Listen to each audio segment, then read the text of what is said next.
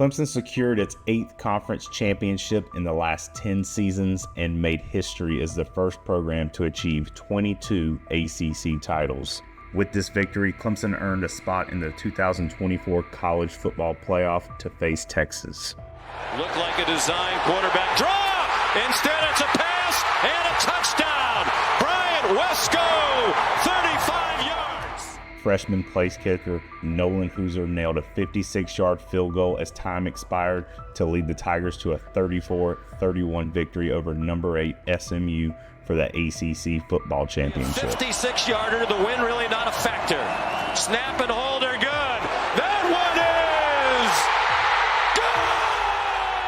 is good! December 21st, first-round playoff game will be the first meeting between the Tigers and the Longhorns.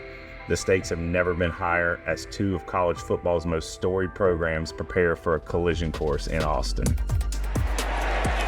First down and 10.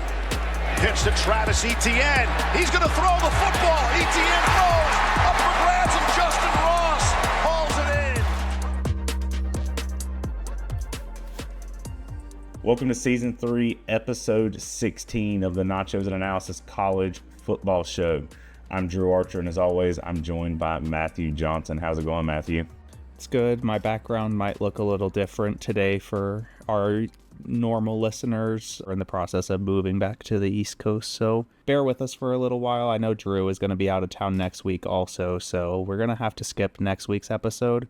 But also, before I ask Drew how he is doing, I want to give a huge shout out to all of the South Carolina fans that clicked on our video last week because it was our highest performing video of the season. They were all South Carolina fans because it only got like 10% of the likes of people who watched it and like 50 comments from South Carolina fans just being mad at us. So if you're listening and you missed last week, go to the YouTube video of last week and just read through the comments. It was a great time this past weekend. So Drew, how was your weekend? How are you doing today?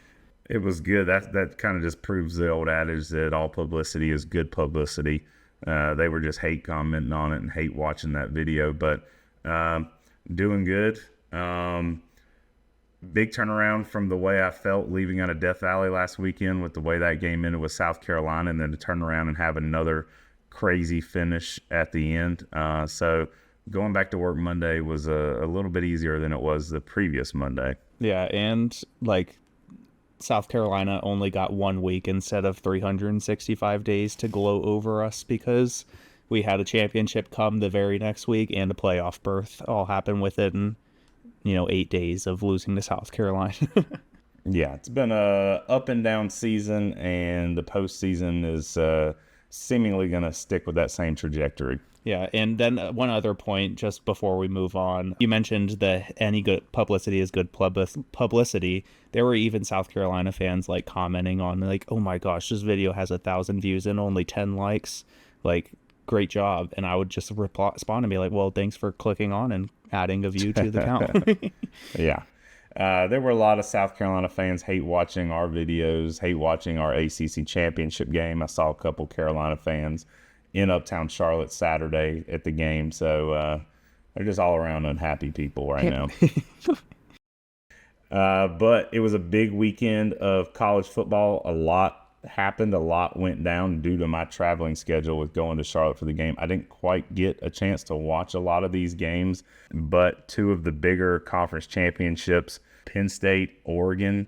Penn State hung around in there and pushed Oregon, but Oregon gets out with a victory 45-37, continuing to prove my theory that James Franklin cannot win the big one. Yeah, but they kept it a lot closer in this one than I think both of us thought they would, and it was a lot higher scoring than I thought it was going to be. So kind of crazy for a Big Ten championship game to be like almost 100 points scored between the two teams, but Oregon completes the perfect season. So and I like that the playoff committee didn't penalize any team this year for playing in their conference championship. That was a common theme throughout. So Oregon and Penn State both still made the playoffs. And then this next game that we're about to talk about, Georgia, Texas, also still in the playoffs. So the big loser in that scenario you're talking about is the Big 12 runner-up. They did not make the college football playoffs. Oh, yeah, Iowa State, but they kind of got blown out there. So if they might have kept it close, they could have had a chance, but I don't know. I think only one Big 12 team was going to get in. Yeah. We also talked about that game. I don't think it's in our recap notes because it was just a blowout, but that was one of our head-to-head pick'em games. That was the one where you were concerned that I might have picked the same underdog when I was like, there's no possible way you picked this one because that was your favorite. And that was, we'll get into a little bit, but that was my only miss on the weekend. Yeah, good week for Drew. But yeah, Georgia, Texas, did you get a chance to watch that one? I saw bits and pieces of it from Bank of America Stadium. When I got to Charlotte, I was like, I'll go somewhere, grab a drink, sit down and watch a little bit of this Georgia-Texas game. I should have walked further away from the stadium because everywhere I went was shoulder to shoulder, just packed. And I got lucky. I went into Ink and Ivy. It was packed, but there was like this handicapped guy who somehow had a chair, and he got up and left. I'm like, sweet. But then I sat down in it, and then the chair is almost kind of in the middle of the room. So I had like everybody standing around me, and I'm sitting down and I'm trying to watch this TV. And eventually there was like these girls standing there. I was like, here, y'all can have this chair. I'm going to leave. I can't. So I went into the stadium to watch it. But the big thing out of this, Carson Beck leaves the game, that final play of the first half, a UCL injury. What's your thoughts on that going forward in the playoff? I mean, for the Georgia team, I think it makes them better. Question mark. Like I mean, just based off of that second half results, when Gunnar Stockton comes in, he plays better than and runs that offense better than I think Carson Beck has all year, and against one of their toughest opponents of the year. So might be a good turning page point for the Georgia offense. But yeah, this was a big defensive battle this time around. I really think the only thing holding Texas back and beating Georgia in either of their matchups is turnovers. In that first one against Georgia, they said this during the broadcast, so I'm not sure if you caught it, but in the first UGA matchup, UGA only scored 3 touchdowns in the game, all on drives less than 35 yards, because they were all based off of Texas turnovers, putting Georgia in good field position. So I think that's something Clemson needs to look into, is forcing turnovers as we get in and look ahead towards this playoff matchup. Yeah, and that's something that Clemson has been good at this year. They started the game off Saturday night with the turnover. And didn't Texas turn the ball over on that first drive of the game? Yeah. They were moving the ball and then turned it over. Yeah, it was an interception, I believe. So I think the game plan for Clemson there is blitz Quinn Ewers and make him make mistakes. I mean, he's still a good quarterback, but he's struggled as of late a bit. Yeah, I'm not saying he's bad, but I think there is ways to beat him. But yeah, we can get into that a little bit later. Before we get into anything else, got to shout out our loyal sponsor, and that is Pump Monkey Septic Service, owned and operated by Clemson alumni Alan Powell. I actually heard from Alan the other day on my way back from Charlotte. Give him a call if you have septic tank issues or think you might need to get your septic tank pumped. They service the upstate of South Carolina. You can reach them at 864-710-2211.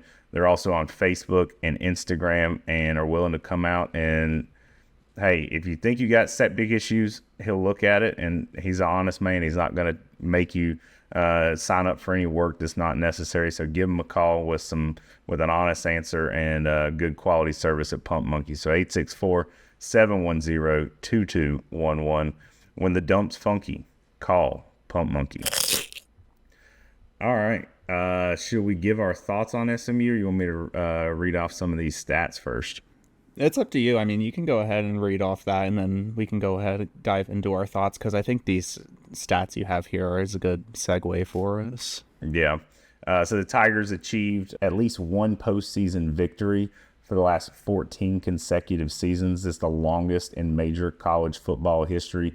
Dabo was touting that one after the game in his post-game interviews and speeches. By claiming their 22nd ACC title, Clemson holds the record for the most conference championships in ACC history, having been a part of the league since 1953. Since 2011, Clemson has a .947 winning percentage. In December, they're 18-1, ranking second nationally during that period, trailing only Alabama, who is undefeated since 2011 in December games. Clemson secured its 20th 10-win season in program history, 13 of which came under Dabo Swinney. Since 2011, Clemson has dominated games where they win the turnover battle, compiling a record of 87-5 in such matchups. Tigers won that battle this past weekend. The victory was the first walk-off in the ACC Championship Game history. Nolan Hauser gave the Tigers the win on a career-long 56-yard field goal as time expired. I don't know if you heard this quote from Dabo after the game. when he sent the field goal unit out there on the field. Matt Luke turned and looked at him and asked, "Does he have a leg for that?" And Dabo said, "We're gonna find out." I did hear him say that. Hauser became the first Clemson player to kick a game-winning walk-off field goal since Chandler Catanzaro did it against LSU in the 2012 Peach Bowl, and we all know how important that game is in Clemson history. The 56-yard field goal was the longest game-winning field goal as time expired in Clemson history. Cade Klubnik completed 24 of 41 passes for 262 yards with 4 passing touchdowns, earning the MVP honors. I want to come back to that because I think somebody else should have won that. Klubnik also became only the third player ever to win multiple ACC Championship MVP honors. He joins Deshaun Watson and Tyrod Taylor. Despite a 9-1 record in ACC Championship games, Clemson has produced the ACC Championship Game MVP in all of their appearances. So despite losing to Georgia Tech there in 2009, C.J. Spiller still won it. Bryant Wesco Jr. recorded career high in receptions with 8 and receiving yards of 143 yards and capping it off with 2 touchdowns. T.J. Parker had a career high 11 sacks, entered the top 10 in sacks in school history, now stands in 9th place in that category. Freshman Sammy Brown continues to impress. He led the team in tackles with 14. And then Adam Randall, who set the whole thing up for the big comeback, set up the game-winning drive with a career-long 41-yard kickoff return. It was Clemson's longest kickoff return of the season. And then this one right here that I didn't even realize at the game until the next morning we're at church and my dad tells me this and I had no clue. Clemson committed 0 accepted penalties in the game for the first time since committing no penalties against Notre Dame in 2023. That's just baffling to me. Yeah, they kept pulling that one up on the broadcast because SMU was getting penalized, and they weren't like overly penalized or bad calls or anything, but it was just seemed very one-sided that like every time a flag came out, it was on SMU. And then I think there might have been one Clemson penalty, like where a flag was thrown, but it wasn't accepted late in the game though. So yeah, crazy, very disciplined football from Clemson there. Yeah, they threw a flag on, I think it might have been Antonio Williams' first catch of the game. It was like a 30-something yard pickup. Slant across the middle. They threw a flag. I think they were going to initially call a pick play, but they did pick that up. I know that SMU fans are probably, if they're listening, they're probably not listening, but probably screaming at us talking about the roughing the passer penalty. All of the Clemson media in the press box did not think that roughing the passer penalty on Cade was a roughing the passer. I haven't gone back and watched it yet. Yeah, I only watched it live, and like as it happened live, I didn't think there was much to it, but they did show the replay, and I didn't think it was a rule in college, but the SMU player does like forcibly put his body weight into Cade on the ground.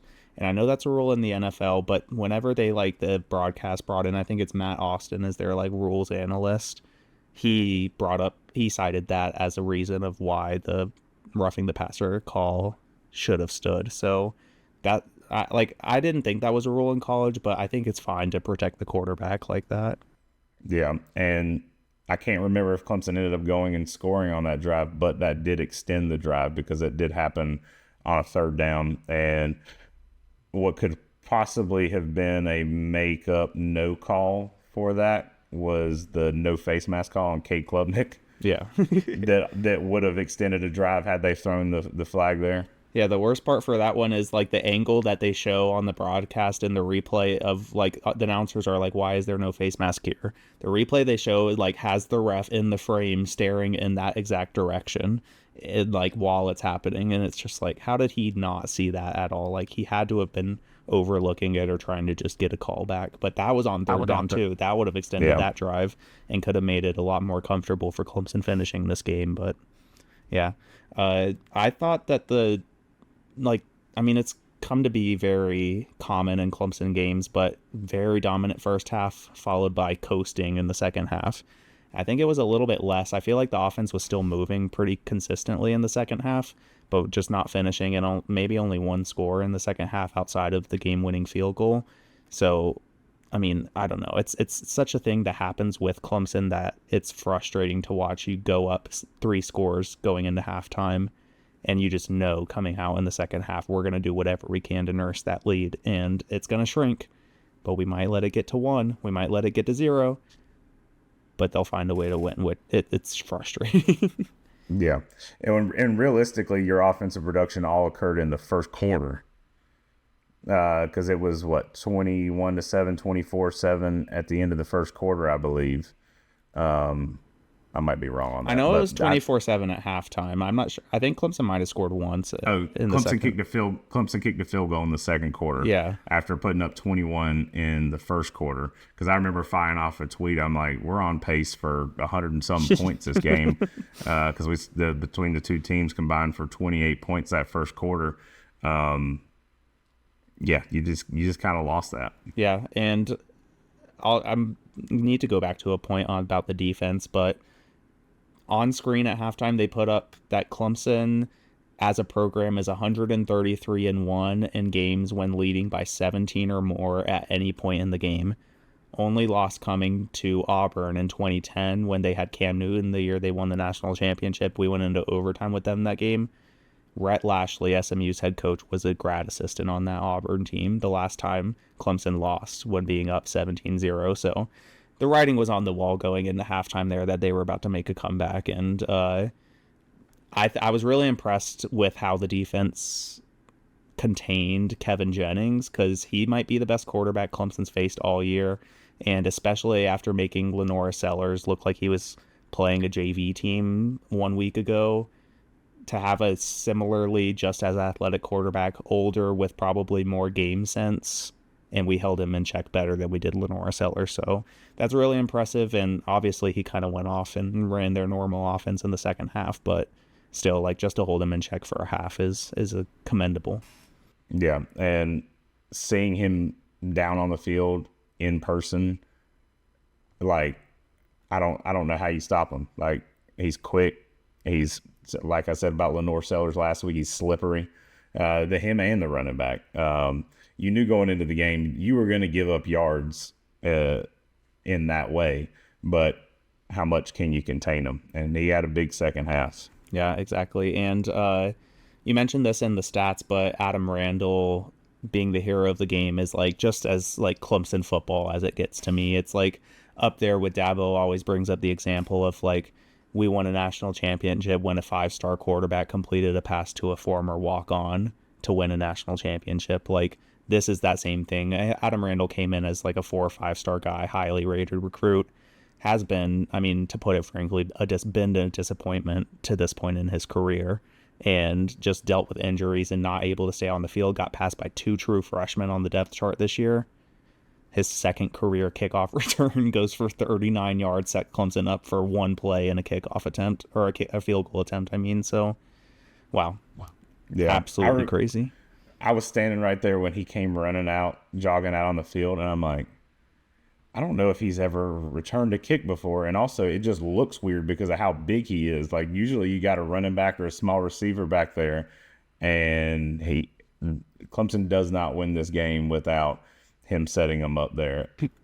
Yeah, exactly. And then you also mentioned that not only that the 56-yarder for Hauser was a career long, they also said on the broadcast that it is the only 55-yard plus kick to win a Power 5 championship in conference championship history. Not only the ACC championship, like only walk-off kick, this is the only one over like 50 yards in any Power 5 championship game. Oh, wow. Yeah, it was incredible. He had 3 or 4 more yards on it, too. Yeah. And imagine, I mean, if it was cold. I don't know who was in charge of checking the temperature in the press box. They were like, we have a game time kickoff temperature of 43 degrees. I'm like, there's no way it's 43 degrees. I pulled my phone out. It said 37. And it was even colder there by the end of the game. But if that wasn't a cold weather game, how far could he have kicked it? He could get 60+ in a nice warm day in August in Death Valley, I'm sure. Yeah, he could have made maybe even a 65-yarder out here in Denver in the summer. Yeah. And do want to shout out Antonio Williams with that. Well, Clemson had 9 or 10 seconds after Randall ran that ball back, fighting, getting those extra 2 or 3 yards after contact that basically gave him those 2 or 3 yards that Hoosier needed to get it across the post there. Yeah, and he even gave like extra effort to get 4 or 5 more yards that obviously Hoosier needed. And even after that, I was like, I think we should still just throw a Hail Mary here. Like, I don't know that a kick is like this could get returned for a touchdown. Yeah, they let media come down on the field with 5 minutes left to go in the game. So I got there. I walked out onto the field right as Clemson was punting the ball to SMU on the drive that they ended up tying up the game. And so I was standing there, and there was this lady. She started talking to me. She worked for ACC Network, and we were just chatting or whatever. And right as they're about to score, she's like, I hope SMU scores right here. I just want to go to overtime. I want it to be an exciting game. I was like, I don't. And then all this happens, and the ball, when he kicks the field goal, everybody goes down to the other end of the field. I was like, I'm not going to fight all that madness. I'm just going to stand way back here near the other end zone and watch it by myself. And then makes the field goal. Everybody's running around the field going crazy. And I'm running around trying to get pictures and videos. And then like 5 minutes later, I run into this lady. She like runs up and hugs me. She's like, they won. They didn't go into overtime. Yeah, I mean, you guys probably both got what you wanted there. Clemson won, and she still got an exciting game for the ACC. She got an exciting game, yeah. So I mentioned about Cade winning the MVP there. I want to put my vote in and say Wesco should have been the MVP for this game. He had a huge game. And he had career highs, receptions, receiving yards, and receiving touchdowns as a true freshman in an ACC championship game. Like, obviously, Cade delivers him all those balls, but, I mean, Cade had 17 incompletions. That's a lot. There's a lot.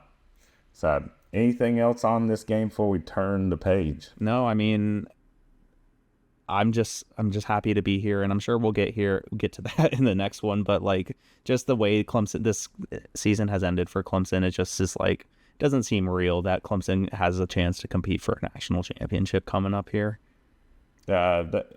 Theoretically they have a chance. I don't think they have a chance, but yeah, theoretically, yes, that's what there is a chance. Yeah, like on paper, there is a path. There is a pathway there. All right. Twitter polls.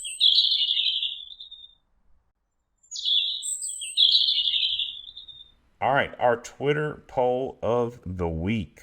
As always, the way you participate in this is follow us at Nachos_analysis on Twitter. There will be no Twitter poll next week, as Matthew mentioned at the top. Little programming update. He is moving. I will be out of the country, and we will not have an episode next week. So no episode next week. But this week's poll of the week was, what is your read on the college football playoff matchup? I don't know why I just slowed that down. What is your read on the college football playoff matchup with Texas? The options are Texas covers, which is a 11-point spread as of today on Tuesday. Close Texas win, a Clemson upset, or just happy to be here.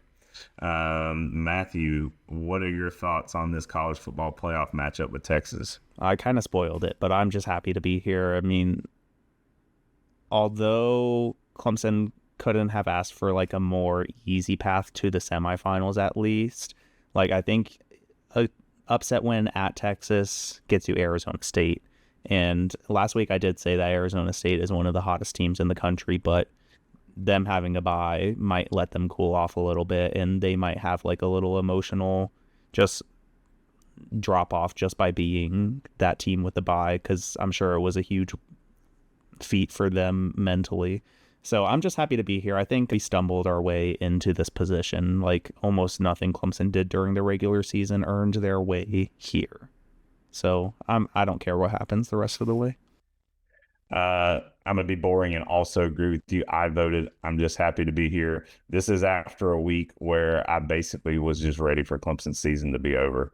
After that loss and the way that it happened against South Carolina, I'm like, And I remember being with my brother. I don't know if I mentioned this last week. We were out to dinner when we saw Syracuse win and secure Clemson a spot in the ACC Championship. My brother was like, I did not want to care about Clemson another game this year.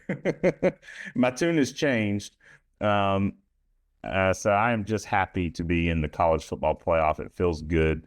It's been a little while. Clemson's second most appearances in college football, and it's been, 4 years? So it's good to be back, and a little bit different this year, playing on campus, and a cool venue for Clemson's first matchup with Texas ever. I meant to look this up and just got busy and never did, but probably has not happened before. But in 2 consecutive games, Clemson is playing 2 teams from the state of Texas for the first time. Yeah, the only time I can think that it might have happened was maybe in like the early or late 2000s when we played Texas A&M home and home, I believe. And we might have played like North Texas or something as one of our like out of conference games in the same season, but it might not have been back to back either. So that's the only chance I think it could have had of happening. The way that the poll shook out, 9% of the voters think Texas wins it close. 22% of people, actually, let me jump up. Only 10% of people think Texas covers the 11-point spread. 22% of you agree with Matthew and I and say you're just happy to be here. And then I want to know what 59% of these people are smoking. But 59% of the vote, Clemson upset. I would be elated if this happens. Don't envision it happening, but I appreciate the optimism. Yeah, I mean, I could see it happening. Like, I don't think Clemson has no chance against Texas, but Texas is the best team we've played since playing Georgia in week 1, and that game didn't go very well. But based off of Clemson's first appearance against Georgia this year and Texas's first chance against Georgia, like, it seems like it could be pretty close between these two teams. Oh, I definitely think Clemson can win. It's just a matter of what Clemson team shows up. Also, you're basically coming off of a bye week, and we all know how well Clemson does off bye week. So not instilling a lot of confidence. I had a question for you. I don't know if you watched the like playoff selection show, but they kept mentioning, like, a lot of the pundits kept mentioning that this has to be the last year that a conference championship gets you an automatic bid, or at least into the buys, because they were like, it just seems like a little backwards that like an Arizona or Boise State and Arizona State have buys. So I don't necessarily agree. I think it incentivizes especially recruits to go to these Big 12 and other schools because they'll have a good chance of getting that first round bye and getting into the playoffs. So you're like making it further into the playoffs. So I like how it is. I'm not sure what your opinion is on that. I kind of sort of watched the college football playoff show. I was coming back from Charlotte. So I had the ESPN app connected to the Bluetooth. So I was listening to it. I heard a little bit of that, and I kind of agree. I'd rather the actual 4 best teams get the bye rather than you just win your conference championship. And like Boise, they've had the stellar season. I don't think they're one of the 4 best teams, but as a result of the rules this year, they get a top 4 seed. Despite not being a 4th ranked team. So I kind of understand that, and I'm okay with it. Yeah, I just feel like if they do away with that, it's just going to be like 4 SEC teams or 3 SEC teams and Ohio State or something that's going to be the first round buys, and it'll be like that every year pretty much. Like, I like this. It almost ensures parity in the playoff selection.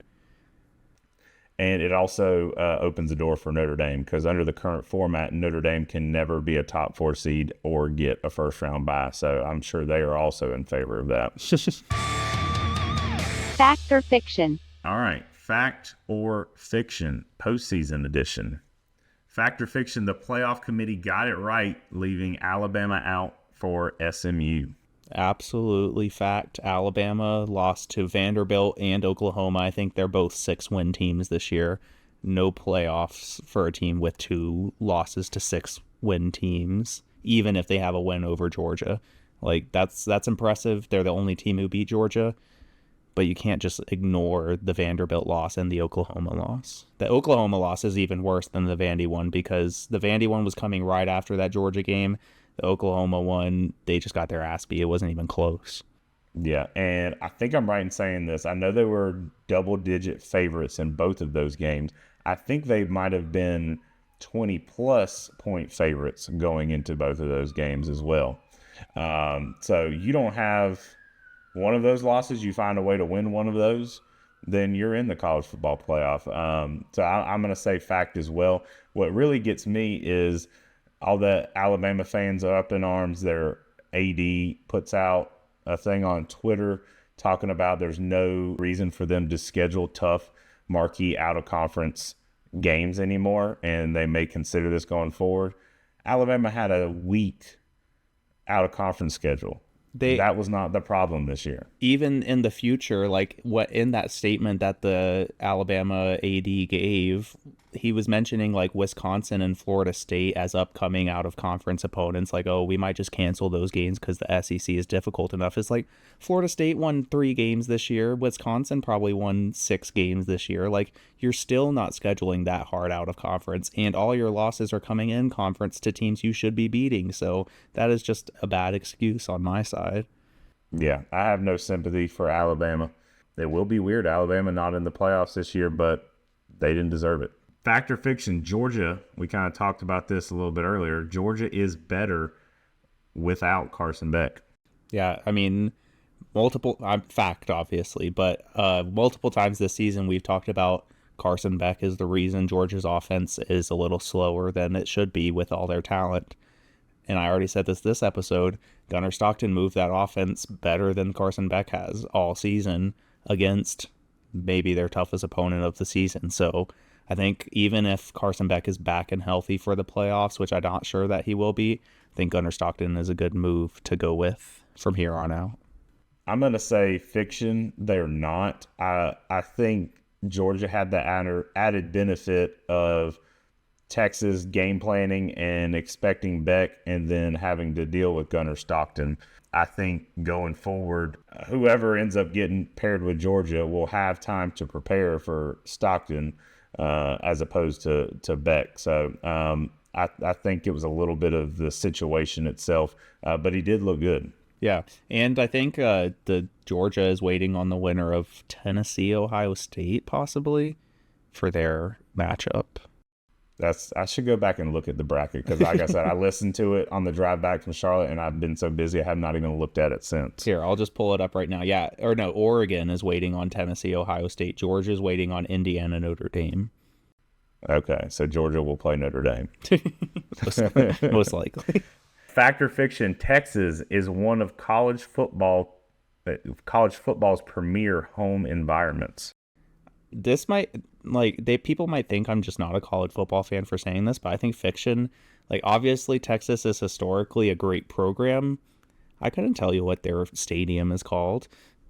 Texas A&M, Penn State, Ohio State, Alabama, maybe even throw Clemson in there, UGA. Those are the ones that I think, I would put all those schools ahead of Texas as far as a home atmosphere or historical significance of their, home stadium.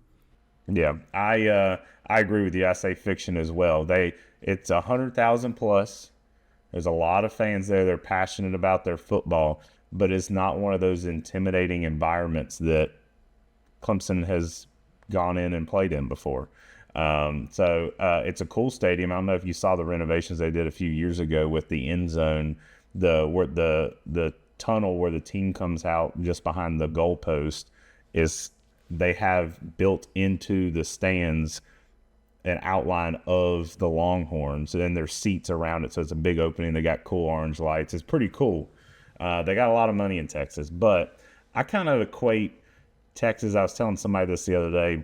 Texas to Alabama, passionate fan bases, massive stadiums, always selling out, but not somewhere that's known for being super loud and a tough environment. This could also be me being a little naive or ignorant, and we've never played Texas before, nor do I watch a lot of Texas games, but it's just one of those stadiums that doesn't necessarily come up when people have these conversations. Yeah, I agree. That was my kind of reasoning for going with fiction here, is because I feel like I hear about all these other stadiums, even like a Virginia Tech, like a Lane Stadium, might get more hype than whatever. I still don't know what Texas Stadium's called. It's like somebody's name, I think, kind of like Williams Bryce. I can't remember off the top of my head.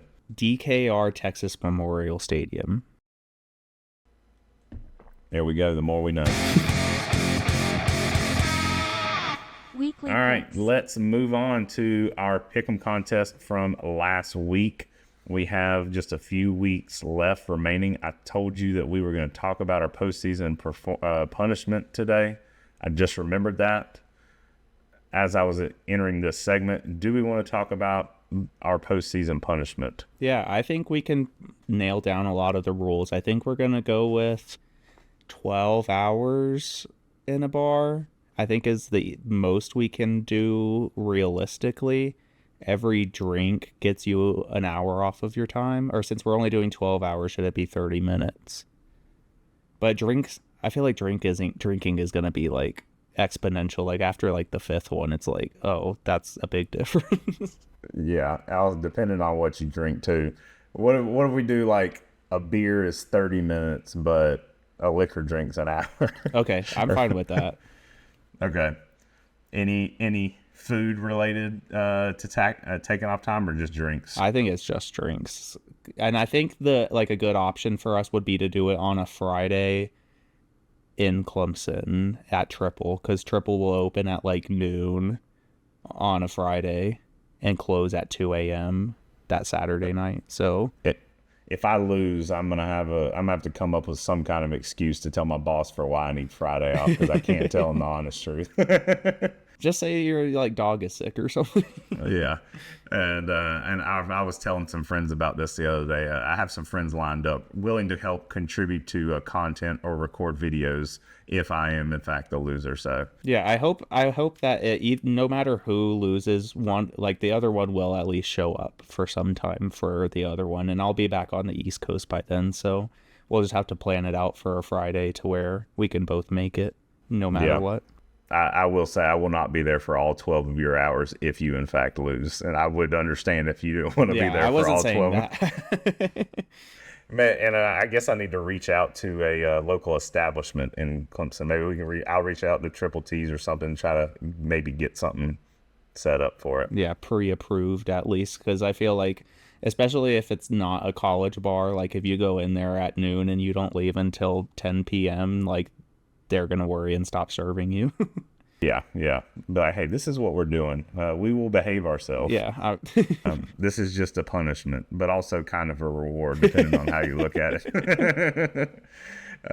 So the way it's looking right now, season totals, I have 35 points. Matthew has 34. He also does have that one preseason.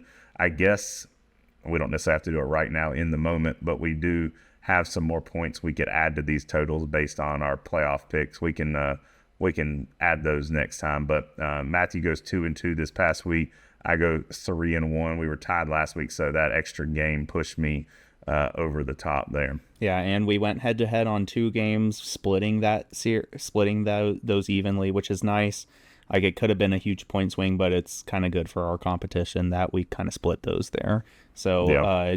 Just off looking at what our notes were last week when we kind of reviewed everybody that we had as a pending playoff team for you preseason hit, except for Miami. So you get an add 6 to yours for Georgia, Ohio State, Clemson, Oregon, Texas, and Penn State for making the playoffs. And then all of mine that were still pending hit. So that's +5 for me. Georgia, Ohio State, Clemson, Penn State, and Texas all making the playoffs. So that should have me we should both have +6. Yep. Yeah. And so that gives me a 1 pending national championship. There's no more other than national championship, correct? Yeah. The only thing I'm waiting on is Missouri's bowl game, because their line was 9.5 and they're at 9 wins right now. So if they win their bowl game, that doesn't hit. If they lose, then I get another one for that. Okay. All right. So I was hoping to pull away here, but seems like we're just as close as we were when we started. Exactly. So, but with that, we can get in. I think, and Drew, I don't know if you mentioned it on recording, but Drew wanted to do a pick for the Army-Navy game, leaving it up to you can do favorite, underdog, over or under, Straight just up. any pick. Yeah, any pick in the Army-Navy game. So for that, I think that game's coming up this weekend. I am taking Army -6.5. Navy has looked pretty good this year, but so is Army. I mean, I think Army's going to dominate that one, but I wouldn't be surprised for it to be close. I'm a glutton for punishment. I believe I did. I know I did this last year in this same exact spot, and I think I'm going to do it again. Well, I am going to do it again. I'm going to take the over, which historically does not hit, but it's only 38.5 points.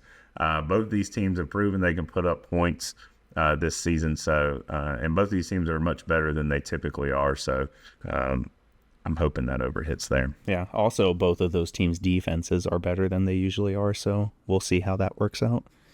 And then for our next few picks, these are for next week, since Matthew and I will not be recording an episode next week.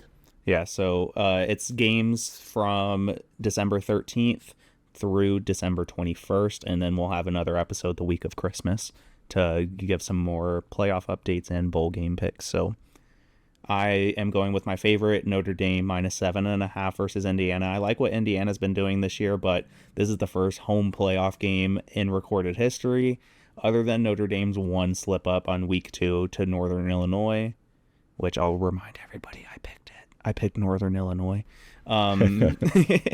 They've been dominant the rest of the season, so I think Notre Dame is going to continue that. And that game is a huge for the state of Indiana, but I still think Notre Dame is going to come out on top. Yeah, I agree so much that I also picked that. I think Notre Dame, I was listening to Mickey Plyo this week on his Reaction Monday show, and he pointed out Notre Dame, of all these top teams, they've been the most consistent. Alabama's 3 losses. Georgia's got 2 losses. Texas got 2 losses. You've seen ebbs and flows this season. Notre Dame has just put the nose to the grindstone. You almost kind of forget about them. I wrote them off after that loss back in September, but they've quietly just been consistent all season long, and I think they covered this spread easily against Indiana. Yeah, and surprisingly enough, for a team like Notre Dame that has such like historical significance to college football, I feel like the media kind of forgets about them too. They haven't gotten a ton of media coverage since that loss to Northern Illinois, but they just, like you said, they just put their head down and kept winning. So, yeah, I think they have a good chance to make a push in the playoffs this year. For my underdog this week, I am going UNLV. They're playing Cal in some random bowl game. UNLV opened as only a 1.5 point dog, but it's moved towards Cal. I got it at 4 points. I mean, Cal is decent, but UNLV was one of the best group of 5 teams this year and ranked up until like this past week, basically. So I think UNLV will be able to keep that one close. Yeah, I like that pick. For my underdog, I am stepping out on a limb, picking a game I don't know a lot about. The Celebration Bowl between Jackson State and South Carolina State. South Carolina State's former coach, and I think he's their current athletic director, Buddy Pugh, legendary coach in the state of South Carolina, college football Hall of Famer. He was just announced that he will be inducted. So I think the Bulldogs of South Carolina State go in and win this one for him. I watched, I think Jackson State was playing last week, and at one point I watched a little bit of that game, and they still seem like they're pretty good, so that should be a pretty good, close game. I haven't seen anything about South Carolina State, though, so don't quote me on that. Both teams coming in with just 2 losses on the season. Yeah, and I don't think either, when I was looking at that game, I don't think either team has lost. Like, whoever the away team is hasn't lost as the away team this year, and whoever the home team is hasn't lost as the home team this year. So a neutral site should be good and interesting for that. So I'm going to go with the playoff game for my over as SMU and Penn State. I would usually think Penn State keeps games pretty low, but after last week's Big Ten championship, I think SMU will still be able to move the ball, and Penn State is going to keep up on their offensive side. So high scoring. That line, sorry, I don't think I said it. The line for that one was 53.5. Yeah, I also agree because that's what I went for my over as well. And the way SMU moved the ball on Clemson there in that second half, and like you said, that the amount of offense they were able to find against Oregon last week, I think 53.5. The only thing I struggled with making this pick was weather and how cold it could potentially be. And one thing I didn't point out, it was a bold move in pregame. About 4 or 5 SMU receivers came out shirtless when it was like 30-some degrees to warm up for the ACC Championship game, which I was like, that's a bold move right there. They had a lot of drops in the first half, so it didn't. I could think they were trying to intimidate Clemson a little bit. I don't know if it necessarily.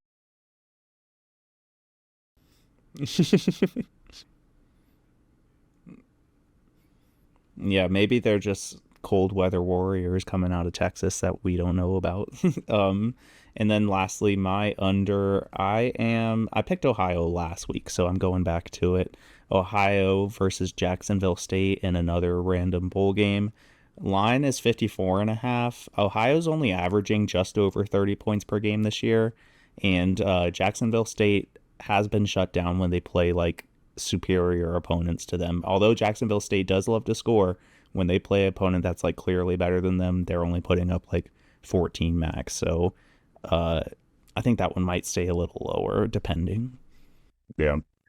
For my under, I'm taking a game you've picked in another category. I'm going Cal versus UNLV under 51.5 in the Art of Sport LA Bowl. Never heard of this one.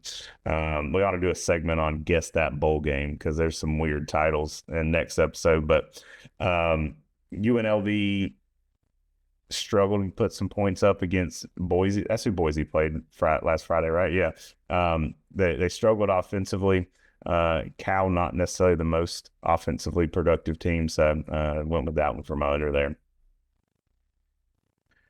And we don't have all the information available to us because we are recording this basically a week early, but I did want to talk about the Texas game because Matthew and I aren't going to record next week. So as I mentioned, it is the first overall meeting between these two programs, and Texas opened, I believe, as a 10.5 point favorite. It's moved to 11 currently. Over under set at 51.5. Only note I have as far as statistic goes, this is not Cade Klubnik and Quentin Ewer's first matchup that they face each other, I believe, in back-to-back years in the Texas State championships. Cade's team won both of those. So Quinn Ewer is looking for his first victory against Cade heading into this matchup. I know we're 2 weeks out. How are we feeling about this one? Yeah, I tried to do a good job of compiling stuff just since we are doing this so early. First thing, Texas defense does scare me. It's going to be the best defense we've seen since Georgia. They're athletic, they're big, they're physical. Phil Maffa needs to be 100% for Clemson to have a chance. We cannot have limping Phil Maffa like we have these last two games where he's just clearly not having that same power and explosiveness that he usually has in running through guys. Also, on top of that, with Maffa needing to be 100%, Cade needs to pass for at least 300 to give us a chance, I believe, also, because Texas's DBs can give up some, big plays, and Clemson's going to need to take advantage of that if they want to be competitive. Also, I think Texas is going to be able to run on our defense almost at will, but I feel good about how our defensive backs match up with their receivers. We just need to be healthy in the secondary because Texas has very high skill players at wide receiver 1, 2, and 3. So we need to have at least 3 lockdown coverage guys on the field at the same time. And I already mentioned this at the beginning, but I think the game plan has got to be just blitz the hell out of Quinn Ewers, force him to make mistakes, and just hope you come out on top. Just do whatever you can, but that's got to be the game plan. And lastly, I'm just happy to be here. I mean, obviously, Clemson stumbled its way into this position. If you would have asked me 3 weeks ago that Clemson was going to be playing in the playoffs, I would have said that you're stupid. Especially after the Louisville game, especially after the South Carolina game, Clemson stumbled their way into a 10-win season. We should be playing in the Meineke Car Care Bowl or something. But instead, here we are facing Texas in the first round. Meineke Car Care Bowl. That was a deep dive there. I will apologize to you and the viewers because my camera went out again, but I have solved the problem. So thankfully you were talking that entire time. Okay, good. But I agree with a lot of what you said. You talk about Maffa. I don't think we're going to have a healthy Maffa. And one of the worst possible things that could happen happened Saturday night with Haynes going down with that injury. I don't think there's been a formal announcement with what the injury was. But the fact that you don't necessarily have him now to bring in, the fact that we haven't really seen much of the other guys makes me question whether they trust them with ball security or pass pro. But if Clemson's not able to run the ball, it's going to be a long night for the Tigers. I think Clemson's defense can hold up pretty well. You got 2 weeks to game plan for it. And the game is also 2 halves as well. So what kind of game plan does Wes Goodwin come up with, and can you sustain that for an entire game will be tough. One other thing I saw in Tiger Illustrated this week, because the CFP dictates how tickets are distributed and that kind of stuff, Clemson was basically given like 3,000 tickets, and most of those are going to players' families, boosters, and the band, which the band's only able to take like 150 like pet band thing. They're not even bringing their whole band. So it's going to be all burnt orange pretty much in Austin. So I know we talked about it not necessarily being known for its insane environment. You got 100,000 people witnessing the first home playoff game in college football history as far as these teams go. It might be a tough environment, especially if Clemson gets down early. I'm going to throw out a prediction. I think Clemson covers the spread but does not win this game. Yeah, I'm not comfortable enough to make a prediction. I didn't pick this game for any of my picks. I think the line could still move either way. Like, I could see the over hitting, the under hitting, Texas covering, Clemson winning outright. I don't know. It's a lot up in the air, and it's really just going to depend on how healthy Clemson can get. But you mentioned it earlier in the episode, Clemson coming off a bye week the last 4 years has been abysmal, and that is not very encouraging going into this off week before taking a big trip out to Austin. Yeah, the one benefit, getting some guys that are banged up healthy, but an injury to the extent of what Haynes might have, I don't know that he's going to be available. 2 weeks of rest will be good for Maffa, but he's not up to the ability to have a full game of just taking blow after blow like we've seen throughout his career. So it's going to be a battle. A family and I coming back into the country, and we were specifically delaying coming back and getting a hotel room so we don't miss the Clemson game. So we will be staying at Embassy Suites in Savannah watching this game. So any other final thoughts before we sign off for 2 weeks? Yeah, I think I'm good. The only, we were talking about the running backs, Keith Adams Jr. is one of the kind of those bulldozer backs, so that might be able to keep us power. He doesn't have that breakaway speed at all, though.